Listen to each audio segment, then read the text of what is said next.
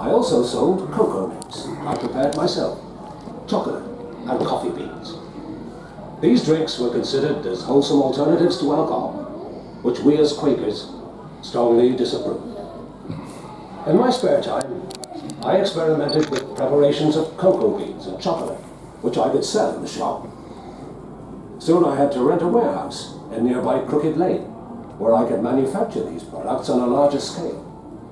At first, it was very difficult, because I had to pay high taxes on the cocoa beans.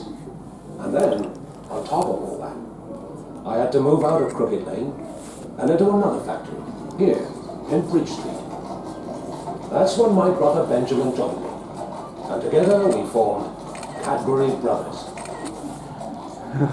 With more space, we could now prepare a cocoa powder and an eating chocolate that could be packed and sold. Soon after, my eldest son, Richard, joined the company. Having Richard with us made all the difference. He saw to it that the quality of our cocoa improved, introduced new products, and even opened a shop in London. Our efforts were rewarded when we received our first royal warrant from Queen Victoria. That was when my youngest son, George, joined us. George introduced many benefits for the workforce, such as half-day holidays, a sick club, and many improvements in the factory. And Richard, your new designs for our packaging were a huge success. Well, we had to try something different, just to get ourselves recognized, Father, as we were still a small company. Our aim was to manufacture only the highest quality cocoa and chocolate. I know, and I could tell you some stories of less scrupulous producers who added brick dust to their cocoa. Ours was still gritty, but we only added sugar to take away the bitter taste and starch to absorb the fat. However, George had heard of a new kind of cocoa press. He went to Holland in 1866, saw the press being used and brought one back. The Van Houten Press. Oh yes, Father. You see, because we could extract more of the cocoa butter, there was no need for more additives. Not only was our cocoa essence more palatable, but also output increased.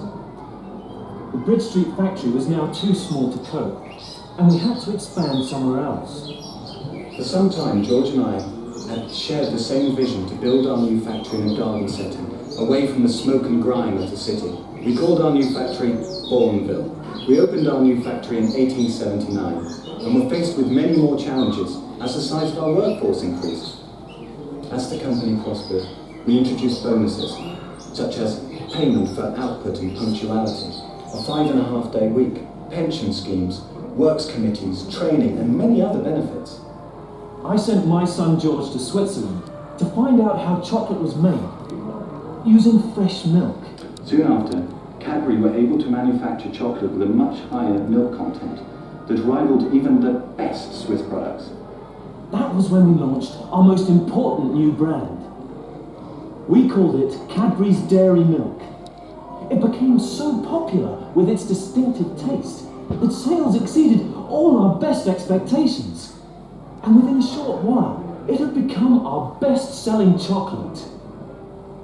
In 1919, we merged with Fry, and the company went from strength to strength. And so we have seen that big things have their roots in the smallest beginnings. Okay everyone, we're going to be heading into the next show now. Yeah. All the purple benches will shake. Anyone that doesn't want to grab a shake in the seat, we've got the yellow on. Okay.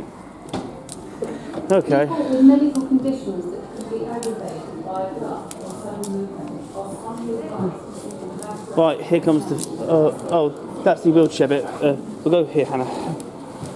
You might like it, this shaking bit.